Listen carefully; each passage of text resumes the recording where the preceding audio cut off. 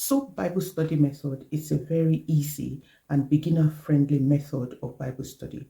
And in this episode, we're going to be looking at how to go about the S. We're going to be looking at the S in the acronym that is the SOAP method. So let's just jump right into it. So the very first thing is to write down the scriptures, that the verse of the Bible that you want to study. And you can write it in any journal that you have dedicated for your Bible study, or on Amazon and other online shops, or other shops. There are Bible study journals that are dedicated for SOAP study. So you may want to buy something like that, but nothing stops you from using just an ordinary journal that you have dedicated for Bible study to write down the verse of scriptures.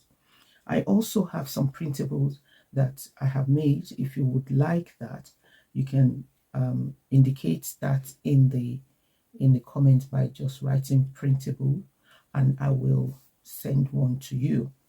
And so once you've decided the scripture that you want to study, write it down.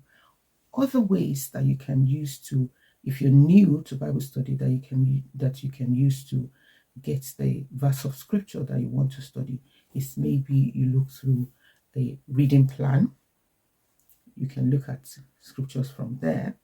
Or another way is to think of any verse that you have heard before, or that maybe you have even used it before, but you don't know where it is in the scriptures. So you can search it in the concordance or look for it online and write that verse. Use that as a verse that you want to study. Because you'll be studying that verse, you should come away with having found out where it is in the scriptures, being able to do the observations around it and apply it to your life. And hopefully by the time you've gone through that, you would have understood the verse very thoroughly. So that's the first method that's the first part of the method.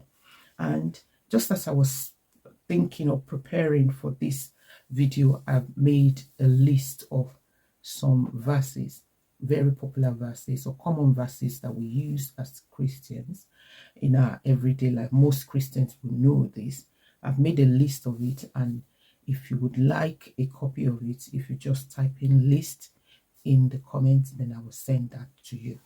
If you're getting benefit from this video, please give it a thumbs up and also subscribe to the channel and turn on your notification button so you can receive an alert when a new video is being released. I have a very short video where I have talked about all the different letters that the SOAP stands for, and I'll link that video here. And in the next episode, we're going to be looking at the O in detail that we have in the acronym SOAP. So hope to see you next time. Bye.